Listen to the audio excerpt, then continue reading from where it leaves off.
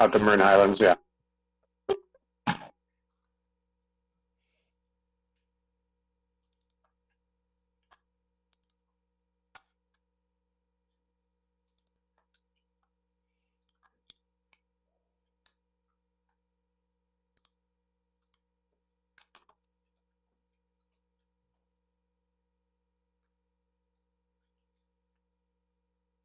Kirsty, just let me know if you want to get started at any point without Hillary.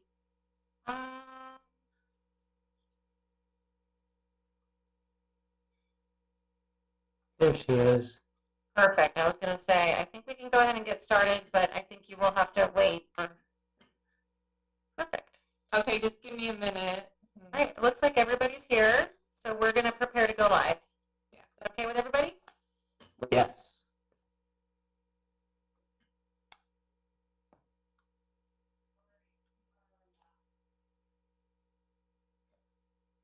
You're live. All right, good evening, everybody. We'll call to order the meeting that is the virtual meeting for the Town of Yountville Zoning and Design Review Board for Tuesday, March 8th, 2022. And I invite someone from the staff to conduct the roll call. I'll go for it. Chair or Board Member Tripp? Here. Board Member Zagorczyk? Here.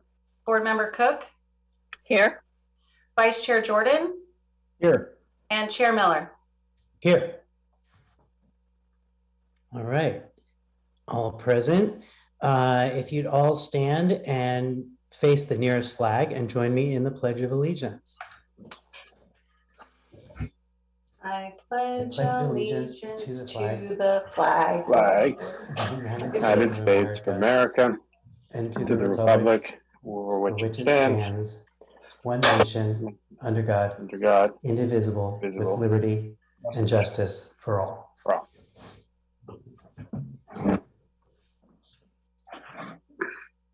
Thank you. Does anyone present have anything to add to the agenda? And if not, would someone like to make a motion to adopt it? Yes, I will make a motion to. Oh, you have something? I have one thing that needs to be changed, and that is it lists Michael Zagorczyk as the chair. I thought we changed that. No. On the website agenda, it looks correct. That's what I'm looking at.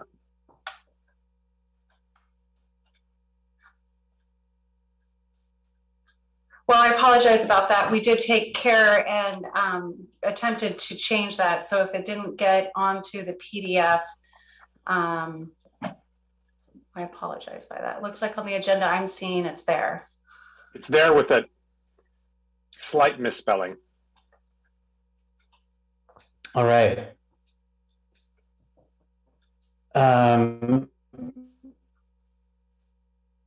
Anybody want to make a motion?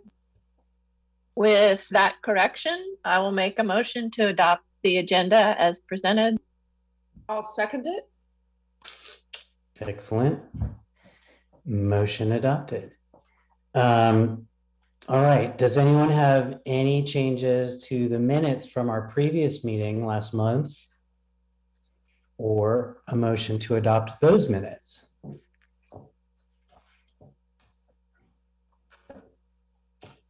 I will motion to adopt the minutes from last meeting, February 8th. I will second.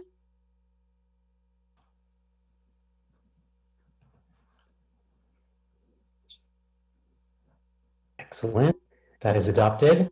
Okay, that the way this meeting is going to work is that just in case there's people with us virtually that are participating, the order will be a staff presentation, then ZDRB members may ask questions of the staff, then presentations by the person presenting, either the applicant or their architect designer. And then we hear any public comments. And finally, board members will discuss with generally no input from the applicants unless directed otherwise. So before moving into the presentations, we will take public comment on matters not listed on the agenda. Are there any public comments, items not listed? Okay. Great. Then let's move on to the public hearing. Let's close the public comment period. And then with that, begin the first item, which is, sorry? Go ahead. We have administrative items on the agenda. The adoption, we're going to discuss considering amending the start time to this meeting. Kirsty, you want to Yeah, I'll take go ahead that? and start. Since I was looking at the bylaws, the current bylaws from resolution 228504 in 2004, the ZDRB voted to, or requested the council vote to change the start time from 7 p.m. to 6 p.m. And since then, the town council now meets at 3 p.m. We can't necessarily vote on going virtual or in person because that's a town council decision. But I wanted to open it up to the board to discuss and confer if they would like to keep the start time of 6 p.m. or change it to a time preference at their preference. And I'm happy to answer any questions. So Can as I- indicated, sorry. oh, sorry. Go ahead. As indicated on the agenda, the town council has adopted a start time of 3 p.m. in the afternoon on the Tuesday of that meeting. Is that something that we want to consider?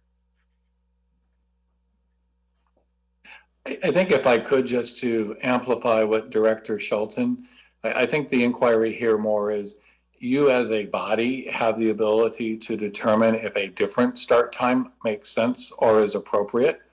The council has moved the start time for its meetings to 3 p.m. and that's certainly a prerogative that this body may choose to do, or a different time. For consideration, the Arts Commission, for example, meets at 5 o'clock. So I think really the question is this start time appropriate? And I think the director is simply asking if it's meeting with your all's expectations. And it is a prerogative that could be changed if you so want. But to clarify, there are issues with the staffing of this meeting that occurs after hours and technology issues that could be better supported if we were to consider an earlier time. Is that right? Well, most likely if the town council adopts at their next agenda, we will be moving to an in-person meeting. I think it's more of a board decision and whatever makes the most sense for the members.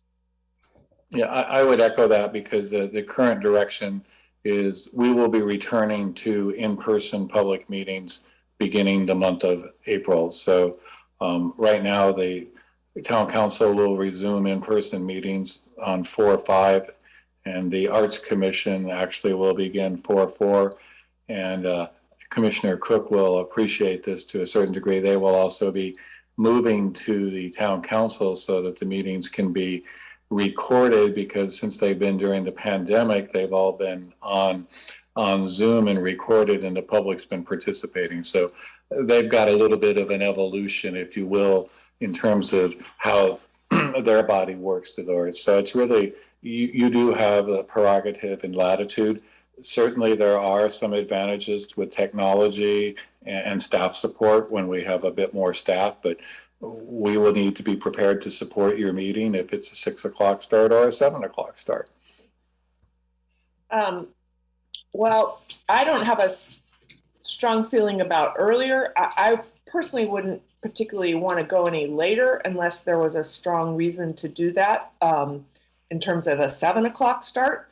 I do think it's a question to go a lot earlier as to whether we might be really imposing on some of the members who keep more regular business hours. I'm not in that position right now, so I have flexibility. But so I guess in summary, I wouldn't be in favor of going any later. And other than that, I don't have a strong opinion, other than we don't want to, you know, now or in the future exclude people that might keep more regular business hours that would be difficult to make it at 3 o'clock. So that's just my sense. I would also add one thing that will be town-wide is we're continuing the up to the moment use of public comment at Yville to allow for more instantaneous communication. So that will be occurring at all levels. You know, what I will just say, public meetings, you have a lot of applicants that, and some of their team members that potentially would find an earlier start to their advantage. And we struggle with when is more of the public available or not available. And I would say that there isn't a clear winner with regards to that. So in most cases, it really comes down, as Director Shelton was saying, to, you know, the bylaws allow you to provide input and what time makes sense for you all to be meeting as the group that is constituted. Yeah, I agree with Hillary in that I'm still working full time, so a 3 o'clock start would be probably out of the question for me, but maybe moving up to 5 might be a nice change for everybody, especially for in person, and something to consider. Later would not be something I would be in favor of. Is there, Mike, so it's, go ahead. go ahead. No, you had your hand up. My question is, has there been any pushback with the town council moving up their meeting time? Any pushback from the public that that's too early? Generally, no. Okay, I'd be good with moving it up a little. I think that would make it easier. I would be fine with moving it up to 5 as the earliest start time. It's kind of the end of the workday for a lot of us. It is for me. And so it has a bit of a flow to it. And I think that would be very enjoyable. Sure.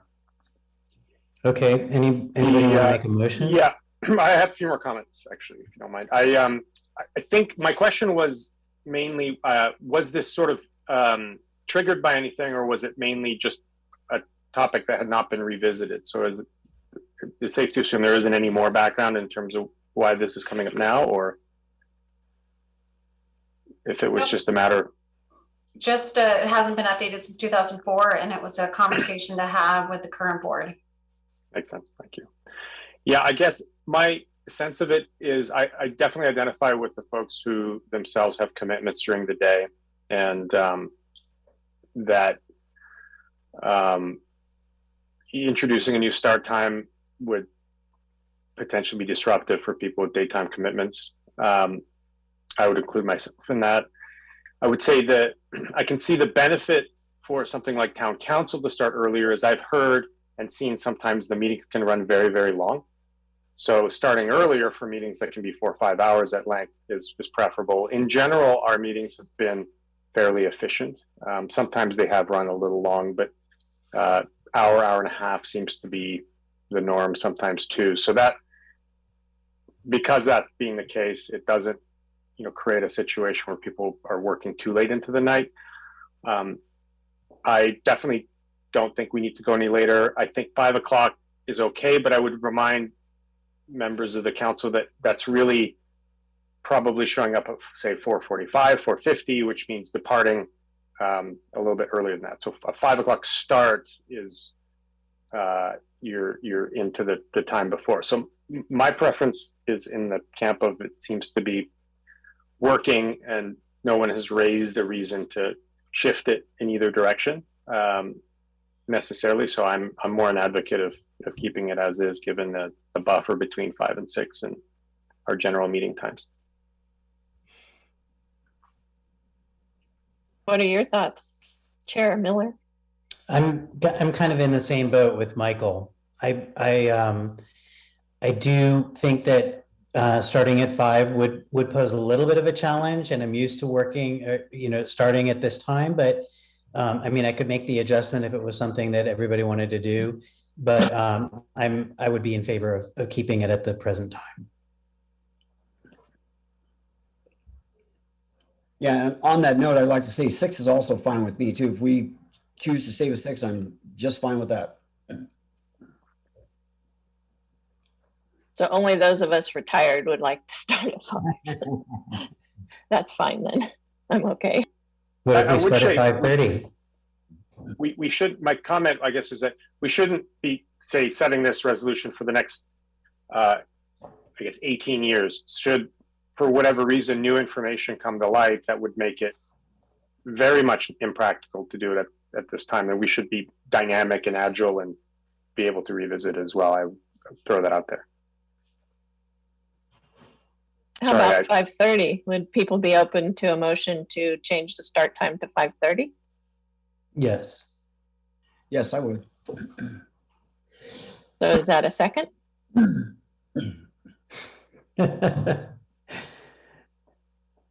Sounded like a second to me. Should we vote? So it sounds like the motion is to move from 6 to 5:30, and it looks like the motion has been seconded. So I guess we'll let staff. I think the motion is clear, so we can let staff do the. Roll call vote. Yes. Vice Chair Jordan, Yes. Board Member Cook. Yes. Yes. Board Member Zagorczyk. Yes. Board Member Tripp Yes. and Chair Miller. Yes. So the motion carries to move the time from 6 to 5:30, and and that motion is to request the town council to make that resolution. All right. Moving on, we have the public hearing portion. And the first on the agenda is the review and approval of the property at 6630 Jefferson Street. And I think there are a few of us that need to recuse for this one, myself included. Any other recusals?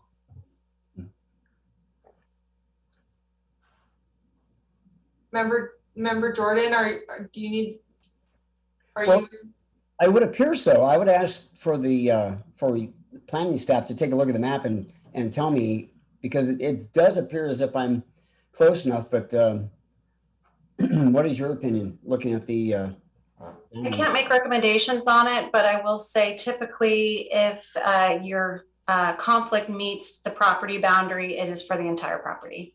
Okay, then I will recuse. I'm sad to do so, but I will. You can't move to the other side of the house. Sorry. All right. Is someone going to remove us? Put you in the waiting room, or I will put Chair Miller and Vice Chair into the waiting room, and I also have to recuse myself. So we will all hang out in the waiting room and and Diane, can you come get us when the hearing's done? And Town Manager Steve Rogers will sit in my place. Thank you. Thank you very much. Commissioner Tripp, I see your hand raised. I was just going to ask whether the rules require that people actually leave or just not vote. The rules generally are, in a Zoom environment, it's more confusing, but generally we ask people to leave so they can't influence the discussion and presentation. Okay, So thank you. in this case, that's where they get parked in a waiting room. If this was at council chambers, we would ask them to go out to the lobby or into the town hall offices. I just wanted to let you know, since I'm a host of this meeting, I can't demote myself to an attendee, so I will have my video and my computer off.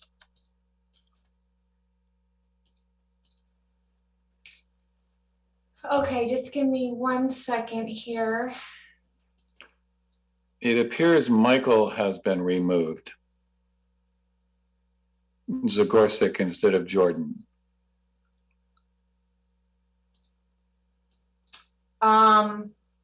Let me let Kirsty know. I think she took him out. I think I can bring them back in, Diane. Okay.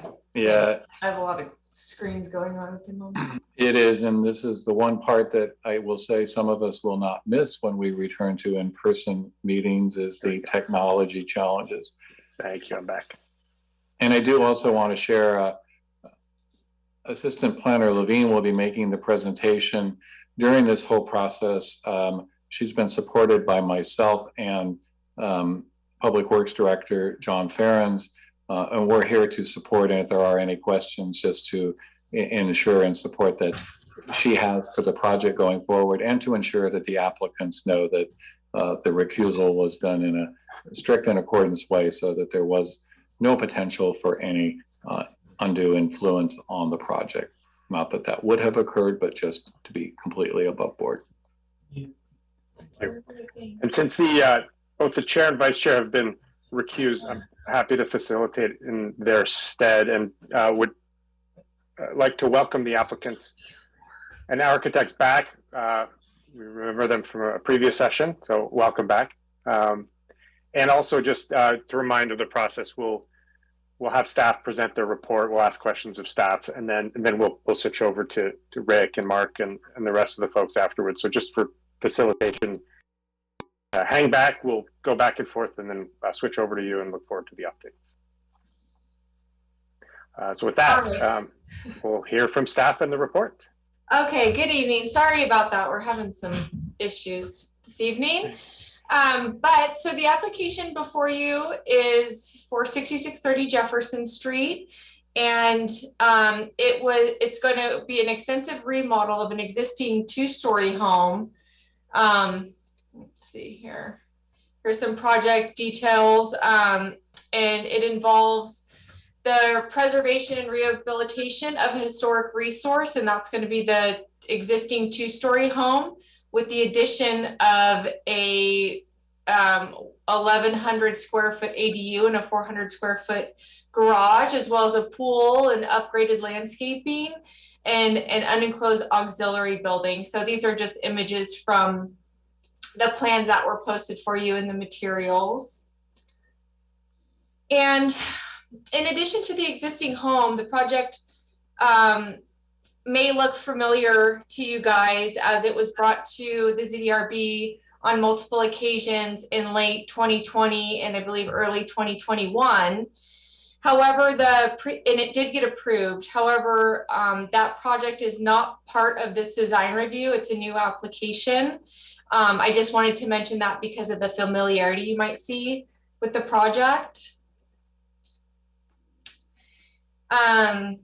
The main reason for the new submittal was that the portions within the creek overlay or the creek setback were rendered as inadvisable after the approval by the applicant's hired riparian specialist and architect. They had a driveway proposed near the creek, and that was rendered inadvisable.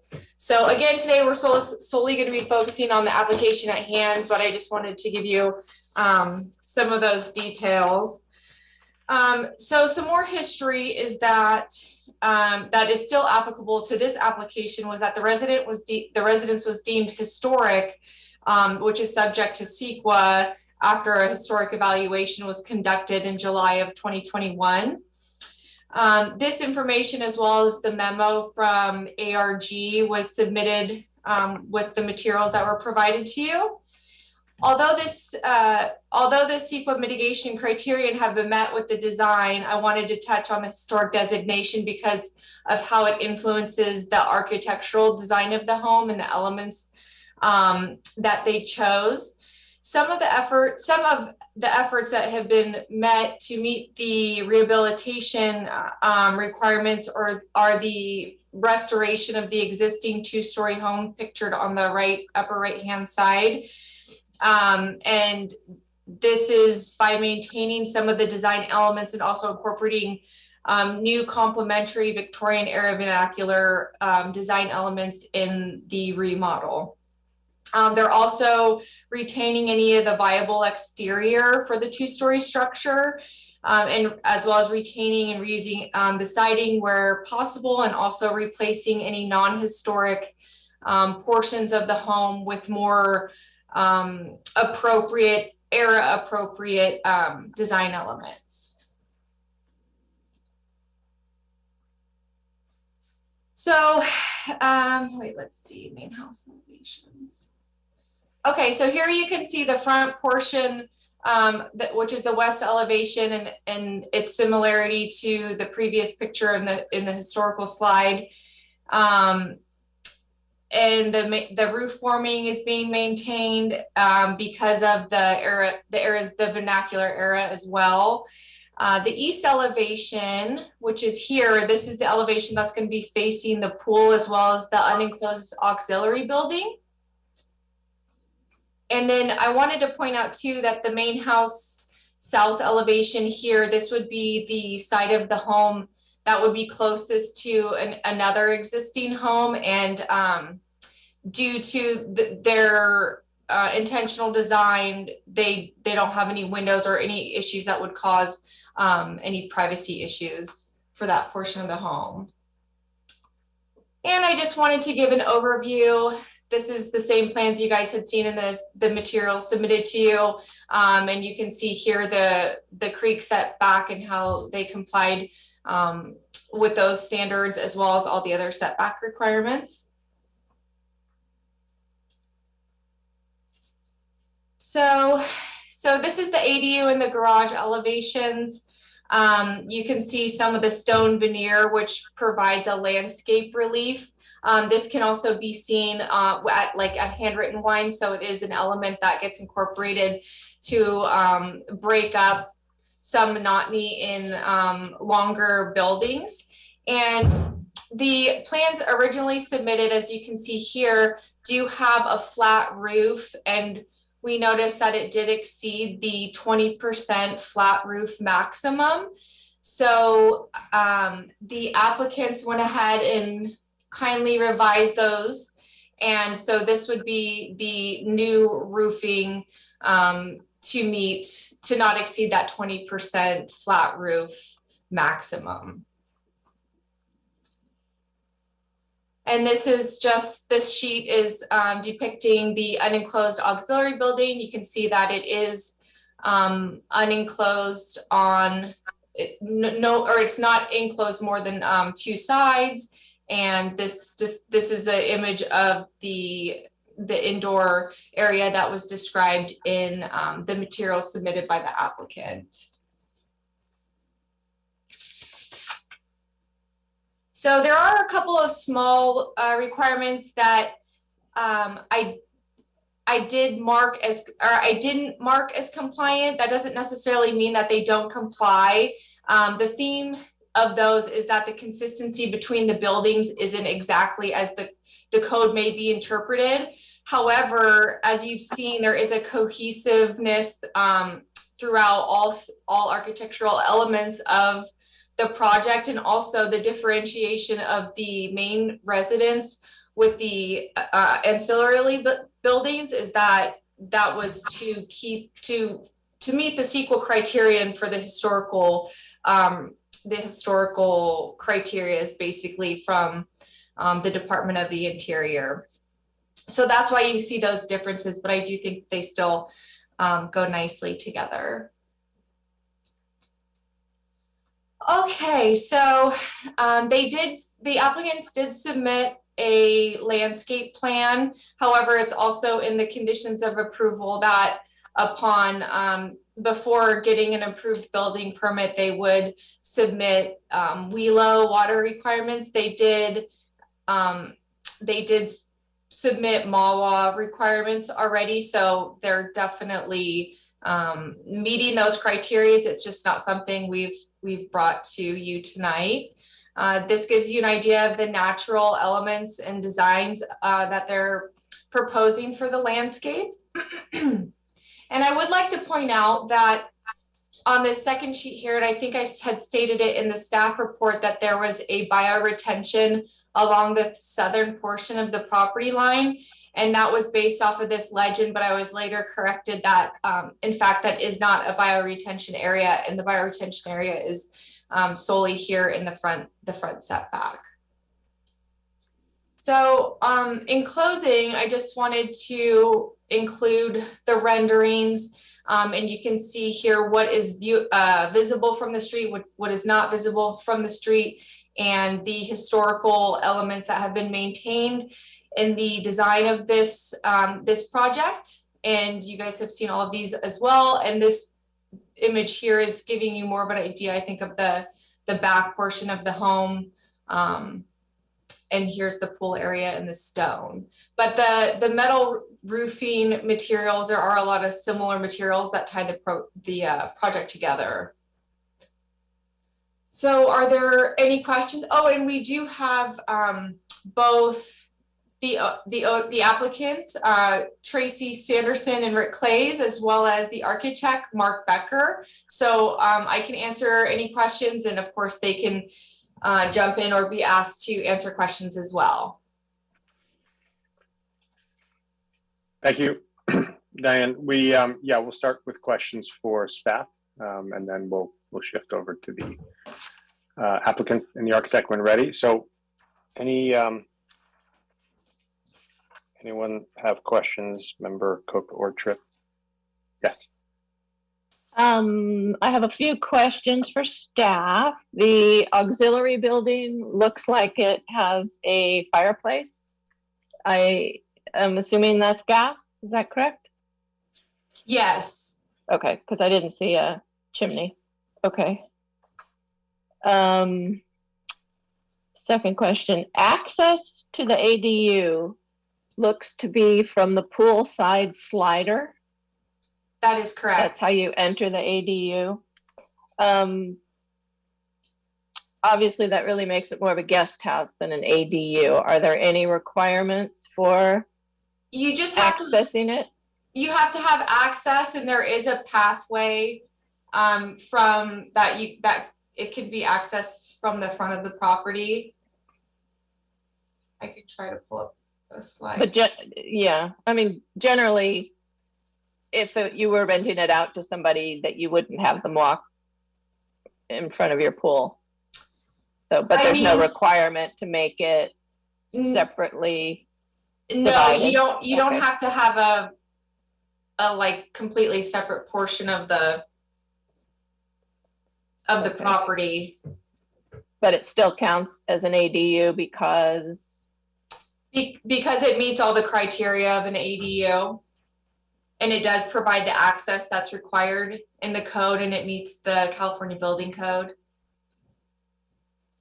So okay. like, I don't know about the guest house, but like I would assume that would be the same for all intents and purposes. But once you meet the requirements of, the appliances that are required in the bathroom, etc., in an ADU, then it's considered an accessory dwelling unit. Okay. Thank you. Those were all my questions for now. Okay. Commissioner Cook, just to clarify, on the ADU, there is no requirement that it be rented or completely set up as such. So in many cases, you may find that some of them are used as an extension of the living space, family members, and in some cases, they are separate rental type units where they could be rented longer term. But there is no requirement that the ADU be set up that way. Yes, unfortunately. Thank you. Member Tripp, you have your hand up. My question was just to, and this is more out of curiosity, to understand the bioretention plan or a pond or area. And I apologize if this was covered. I wasn't here when it was first considered by the board. Is that essentially a pond? Am I got that right? No, it's just when you have a certain size of impervious surfaces, you're required to have an area that can handle the absorption of the runoff that might occur from a rain event. And so that's something that typically gets assessed by our Public Works Department, and that was not an issue. So this isn't something that would be filled with water or using water. No, It's runoff, basically. yeah, Okay. Thank you. sure. Thank you. I had a few questions. So the auxiliary structure that's open, does that get included in the FAR calculations? No, unenclosed auxiliary structures are not counted towards FAR. And what's definition of unenclosed? Open on at least two sides, or not closed on more than two sides. Okay. And is there, I mean, it's hypothetical, but is there no limit on it? So if the entire property were an unenclosed structure, I'm just curious what the... Well, there might be some other open space or build out regulation that would regulate that, but. Yeah, and I'm not stating an opinion. I'm just trying to figure out if it's a loophole. It's the first unoccupied, unenclosed auxiliary structure I've come across. Therefore, I was Okay. curious about its role in the overall guideline, if you will. Yeah, I'm not sure. I'd have to look up if there's something else that would prevent that. I would assume so, and it doesn't seem like a reasonable proposal, but. Is it actually written in the code that unenclosed means that it can be enclosed on two sides? Yes. Okay. Thank you. And then more of another question, which is at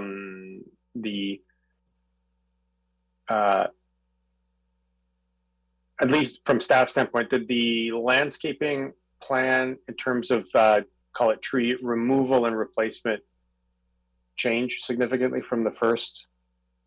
I'm guessing that it didn't, but I didn't know if there was a side-by-side in terms of, because the landscape plan was approved, or at least directionally approved by ZDRB, and I'm curious if it has changed sufficiently that would require further discussion.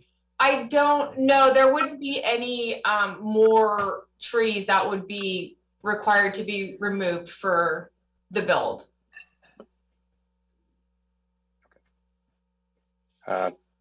You unmuted. I didn't know if there was any other comment. No, okay. Any other questions? Oh, sorry. It does look like the Rick or Tracy want to say something. So yeah, let's close the staff comment Q&A, and then unless there's any more questions of staff, we will. Yeah, happy to pass it on to Rick and Mark, and welcome back. Sorry that you are back, unfortunately, because I know it's more of a process, but here we are. you guys are unmuted if you're ready. Yeah, if you want to. Okay, so the only thing I was going to add is, so after we got approval from the town council and ZDRB for the lot split, we began to execute the plan. And the first step of the plan was to remove any encroachments across the lot line or the proposed lot line. And so the non-historic portion of the house extended past the proposed lot split line. So we executed kind of the first phase of demolition, and then had PCI, Perninsky Chatham, come in and do a deeper dive on the riparian corridor. So as part of that first phase demolition and PCI coming in, we executed the tree removal plan that was approved by the ZDRB, with the exception of 2 trees. One is toward the northern end of the property that was going to be in the driveway that was proposed in the creek setback. But after we got additional information from PCI that they strongly recommended we take that driveway out of the creek setback, given the deterioration of the south creek bank at Hopper Creek, that it was no longer necessary to move that tree. So we didn't remove that one that was going to be in the driveway along the creek setback. And then there's another tree we just haven't gotten to, but the proposed redevelopment plan does not take down any more trees than was originally approved. Thank you for that. And I would just add that the replacement of the trees as part of the original agreement is still part of the plan in terms of the quantity of trees and the size of trees for the mitigation. And remember, Zagorski, to answer your question, I think about overall landscaping.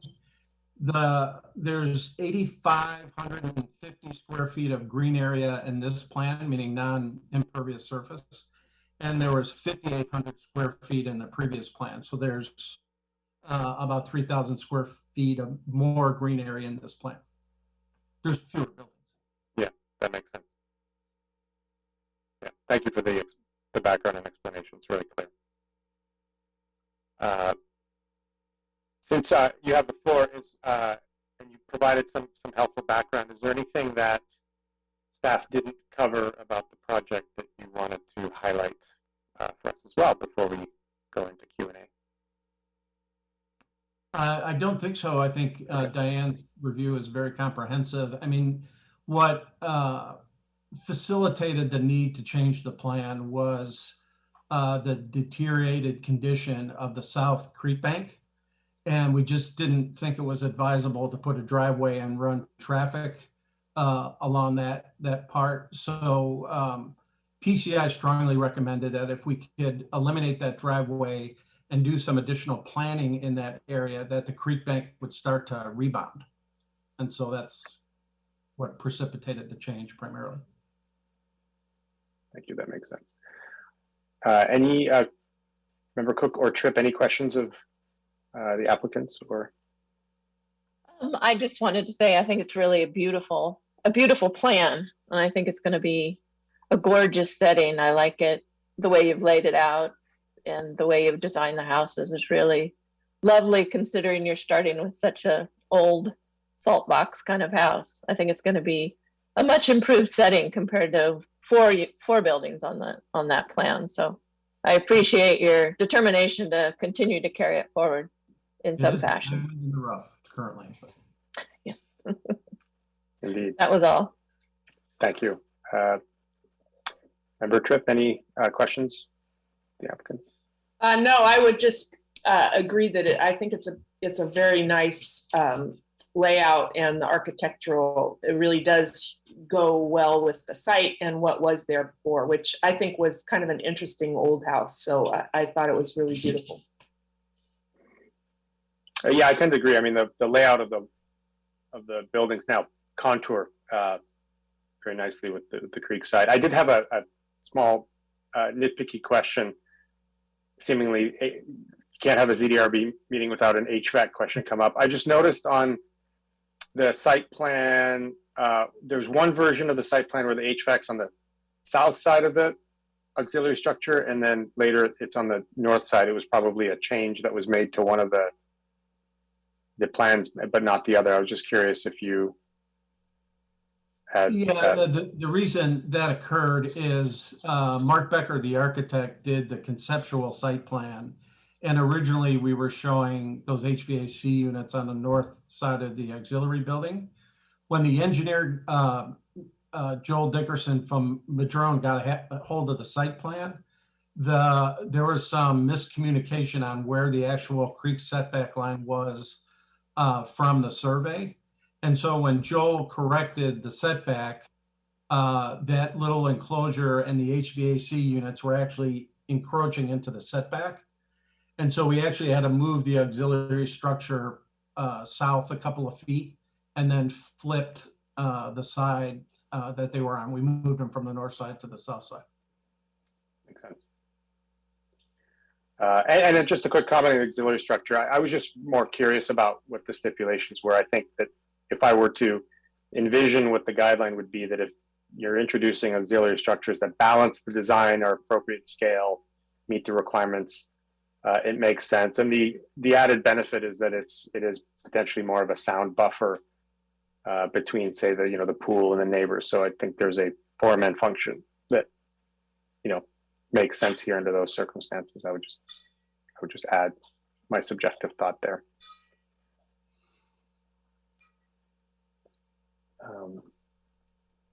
Oh, I guess Okay. we don't have Miller to initiate the motion. That's okay. I handed myself back the baton temporarily with the recusals, but I wanted to know if there's any public comment on this, just to be sure. I don't believe so, but No, we haven't received any public comment. we can open and close public comment on that. And back to the board, if there was any other topics or things you wanted to bring up amongst us or broadly. I know you've already shared some opinions, so wanted to know if there's that case or if we're ready for motions. Well, there was an issue that I had, and I'll just bring it up again so that Diane can clarify it. When looking at the south elevation of the garage and ADU building, it is a 68-foot long building, which is really huge. I went out and measured my house. My house was 46 feet long. And it looks very, on the back side of it, looks like a commercial storage building or something. And so that, there you go, that lower one there. So that really bothered me. And I asked Diane about it, and she had, I'll let her explain the answer, because that whole long building is only 5 feet from the neighbor, from the property line. Diane, you want to go ahead and? Yeah, sure. So what I discussed with Kimberly was that, so the south elevation, there is a separate building permit that allows a 6-foot fence with the 2 feet of lattice, and that has been not only approved as a building permit, but also agreed upon between all of the adjacent properties. So with that in mind, I don't think that, and because of its location coupled with the fence, I don't see it as an issue. Whether it would be massing or a privacy concern.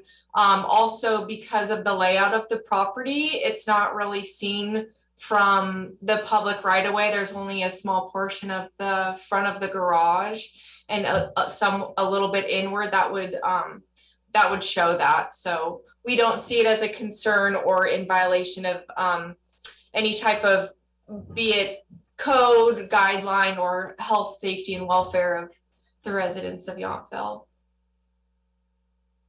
Yeah, I thought that was a good compromise. They've done a beautiful job of breaking up the front of the building that faces the pool.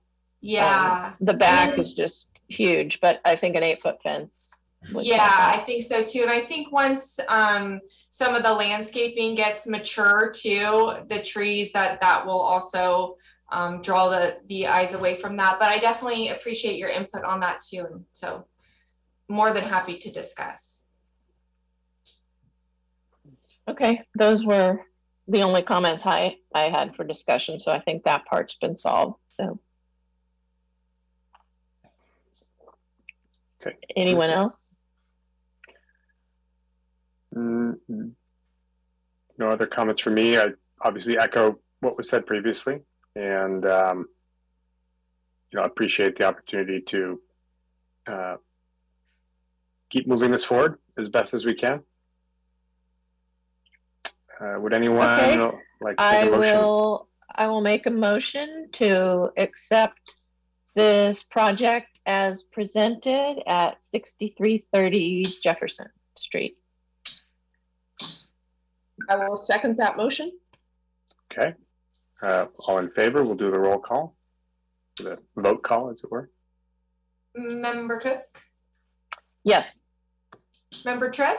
Yes. And Member Zagorczyk? Yes. Okay. And the motion is approved. Thank you. Try to get the other folks back in here. All right. Thank you, everybody. Thanks, Ron. Diane, just a point of clarification. The address of the property is 6630 Yeah. Jefferson, and I don't think that's what Member Cook said in her motion. I could be wrong, but it's 6630. I thought she said 6360. Oh, okay, I didn't catch that. Thank you for clarifying though. Thank you very much for your time. Sure thing. Thanks, everyone. Thank you. Diane, do you want me to let them in? Go ahead. Yes, please.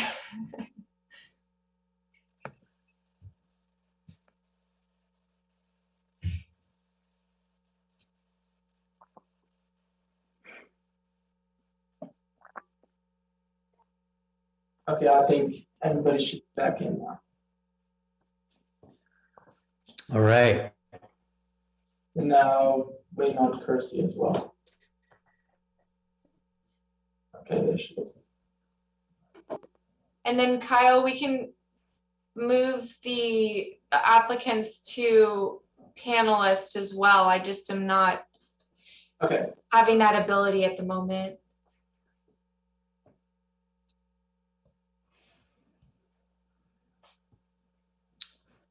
Is everyone back with us? It appears so. Okay. Yes. Affirmative. Excellent. Okay, so moving on to the next agenda item, it's a request for review and approval of a design review application for the relocation and replacement of an existing monument and directional sign or signs located at the entrance to Domain Shandong Winery. everybody, I'll be presenting this. I just want to make sure Jeremy is in here. Jeremy, are you Present. Okay, great. All right, good evening, Chair Miller and members of the board. My name is Kyle Johnson, Assistant Planner. Before us this evening is a request to relocate and replace a monument welcome sign and replace a directional sign at the entrance of Domain Shandong Winery. Domain Shandong is in a little bit of a unique situation because it operates just outside the town limits, and the entitlements associated with it are within the County of Napa jurisdiction. However, access to the winery is at the intersection of California Drive and Solano Avenue, where there's a small section of town-owned property and additional right-of-way. And this pocket of town-owned land has a historical agreement that includes the winery to landscape, irrigate, and maintain this area. And this area includes 2 existing ground-mounted monument signs for the winery. These signs received ZDRB approval without conditions over 30 years ago in 1990. Now I'll share my screen to show you this plans.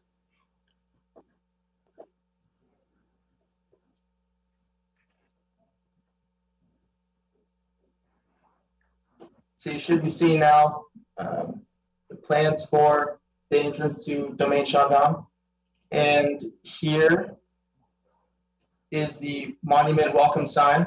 It's to be replaced and relocated, and it should be moved right here. And the welcome sign is currently right here, and it will remain in the same place, but the sign will be replaced. So the request of the winery is to modernize their entire sign program outside of our jurisdiction. Today's request is only limited to the relocation and replacement of these signs to be consistent with the larger theme. Because of the unique situation, ZDRB's role is limited to the design and relocation rather than the size and quantity of signage. There are no requests to change or alter the archway sign and only maintain it. The total signage will be reduced as a result of this request.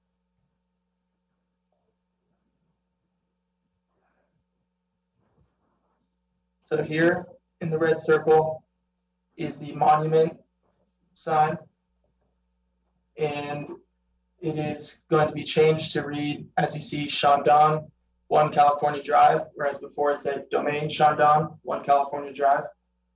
The material is prefabricated concrete with 1/4-inch steel letters. And the color, as you can see, is earth-toned concrete with black letters. And as said before, it will be moved away.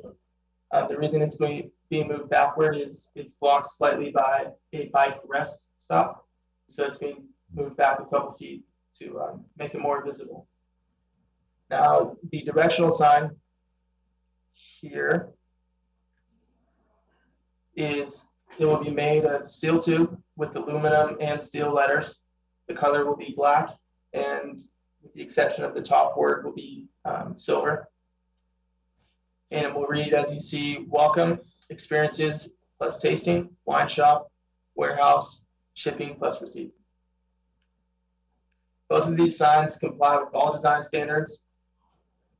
If you have any questions, you may direct them to myself, or the applicant is here as well. And staff recommends that the board approves this request for its compliance with the ordinance. That's all. All right. Thank you, Carl. Does anyone have questions of staff?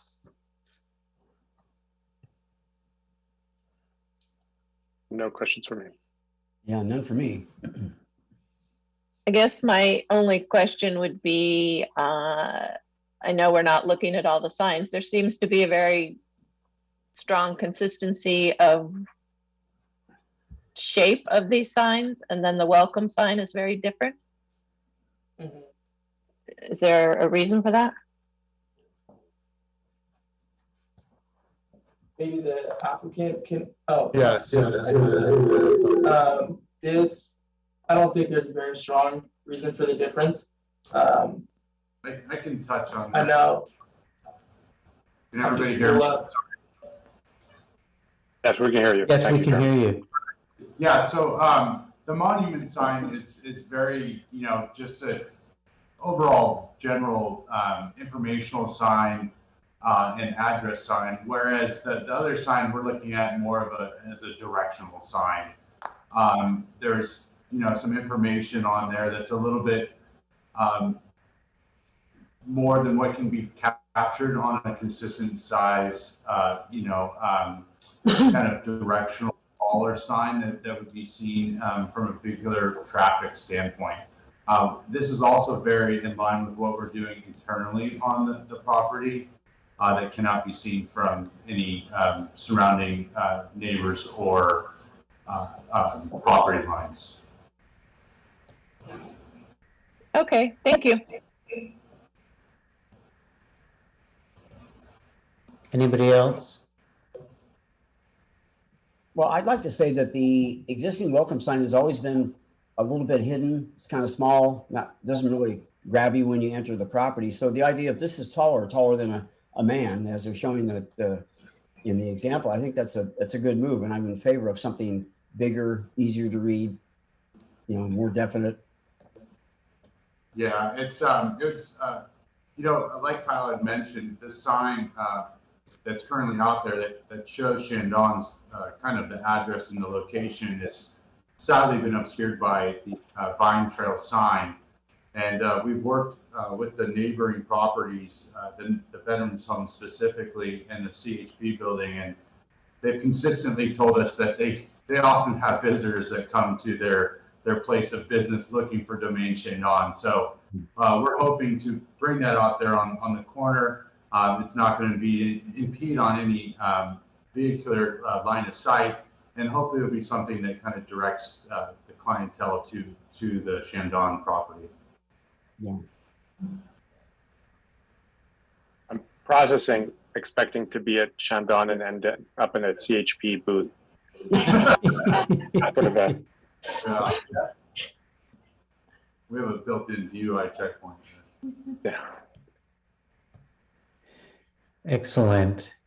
Does anyone like to put together a motion?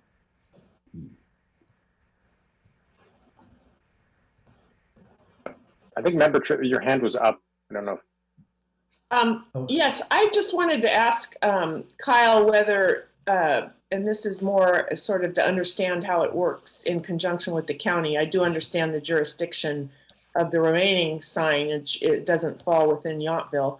But is this something that the county does actually approve, or is it an administrative sort of situation? Or does this go before the county zoning or the equivalent board that they have? I could answer that. And maybe even Jeremy, I believe it's part of a master sign plan that is approved from the county. I don't know if it has to go to their planning commission or if it's approved by their zoning administrator. Yeah, so I can touch on that quickly. The sign that is on town property, the county was very clear that that's the town's jurisdiction and that's their decision to review and decide on. The sign that I call a directional sign that we've seen here on the bottom of the screen, as that is within county ordinance, that as well is going to them, but they're looking at as a directional sign, and that'll be handled through a building permit within their scope.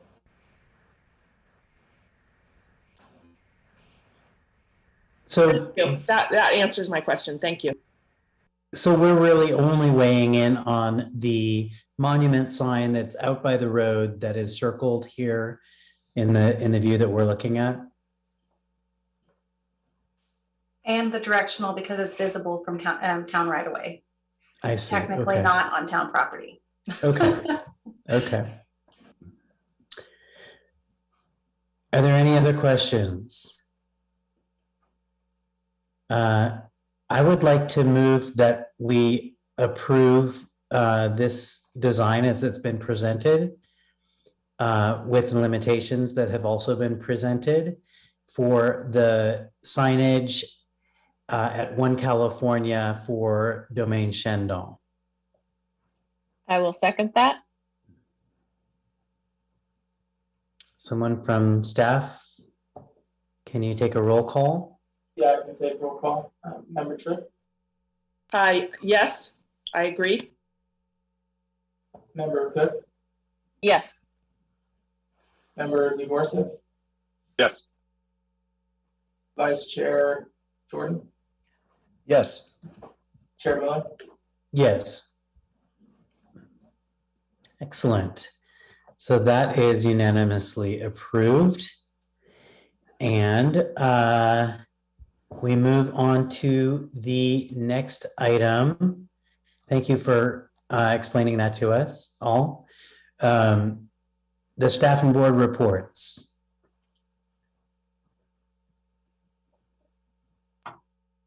Great. Domain, thank you very much. You guys are welcome to leave, or I can move you guys back to attendees if you wish. This next item is, pardon? Thank you, guys. Just saying thank you for your time. Thank you. The next item is simply for informational purposes only.